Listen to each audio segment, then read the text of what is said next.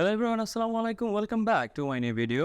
জার্মানির visa appointment, সেটা হোক স্টুডেন্ট বা সায়েন্টিস্ট, পিএইচডি অথবা ফ্যামিলি ইউনিয়ন, বিভিন্ন ক্যাটাগরির ভিসা অ্যাপয়েন্টমেন্ট রয়েছে। তো এটা নিয়ে অনেক স্টুডেন্টই অনেক কনফিউজ থাকে যে এটার জন্য কি তাদের আইএলটিএস লাগবে কিনা, বা কোনো রকম টাকা লাগবে কিনা, বা কীভাবে নিতে হয়, এইসব নানান বিষয় নিয়ে ওরা খুব কনফিউজ থাকে। আজকে আমি আমার এই ভিডিওটির মাধ্যমে আপনাদেরকে সঠিকভাবে বুঝিয়ে বলার চেষ্টা করব যে কীভাবে আপনি জার্মানির স্টুডেন্ট ভিসা অ্যাপয়েন্টমেন্টটি নিতে পারবেন বা আদার্স যেগুলো রয়েছে সেগুলো নিতে পারবেন, এবং সেই সাথে আপনার কী কী জিনিস প্রয়োজন সেগুলো আমি আপনাদেরকে বলে দেবো। সো লেটস গেট ইনটু ইট।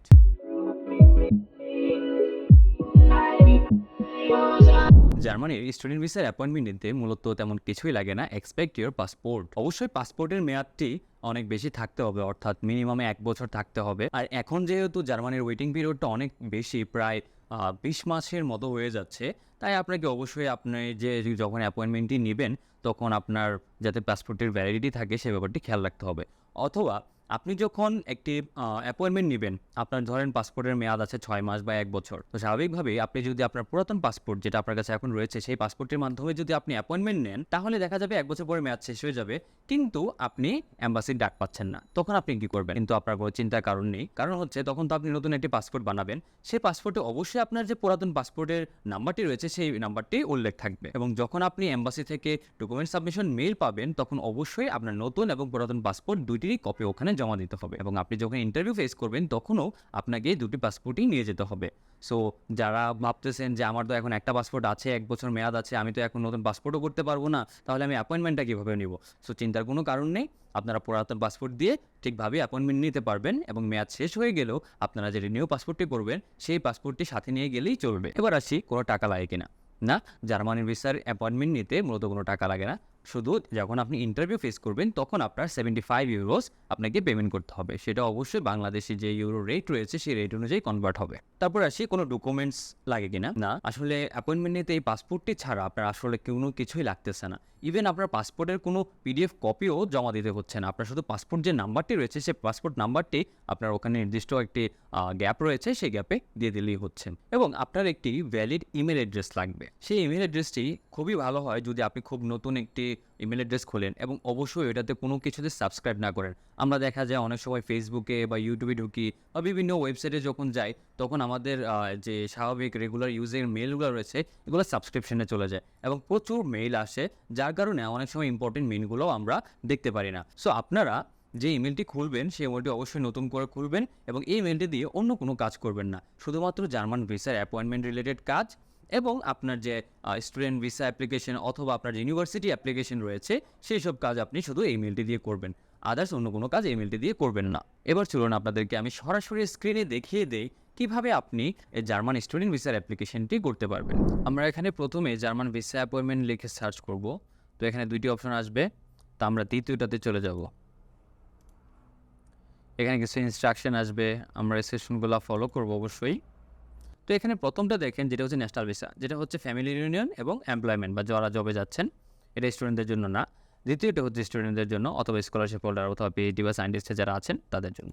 তো আমরা এটাতে কন্টিনিউ ক্লিক করলাম, কিছু ইনস্ট্রাকশন আসছে, আমরা এগুলা আপাতত আমি স্কিপ করলাম, কিন্তু আপনারা এগুলো দেখে নিতে পারেন।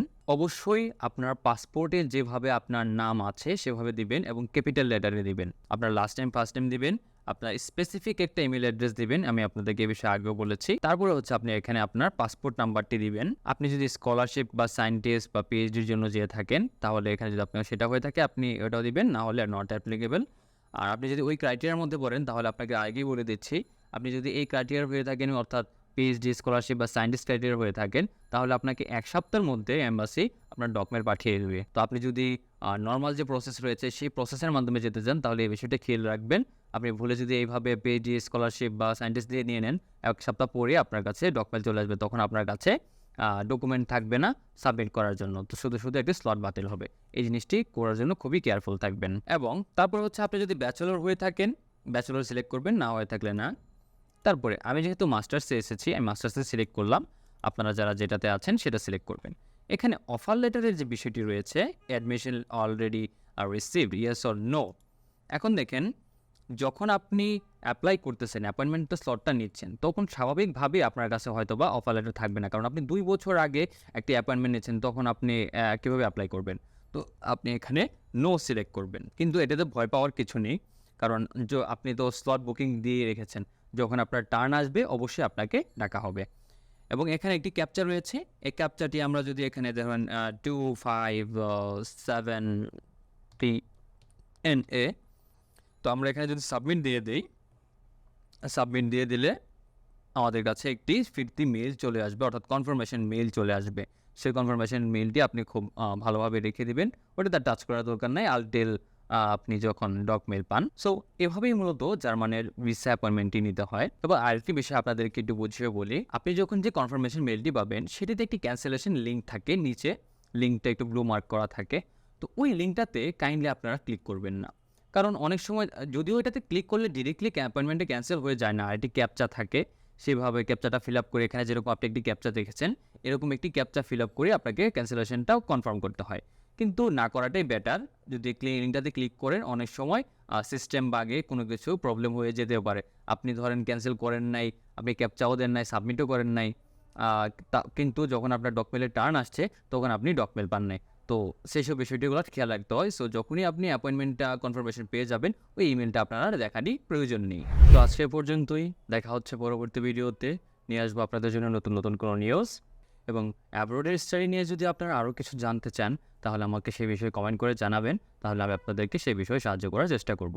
সো আমার চ্যানেলটিতে সাবস্ক্রাইব করে বেল আইকনটিতে ক্লিক করে রাখবেন, যাতে আমি যখনই কোনো ভিডিও আপলোড করি সেই নোটিফিকেশন আপনাদের কাছে চলে যায়।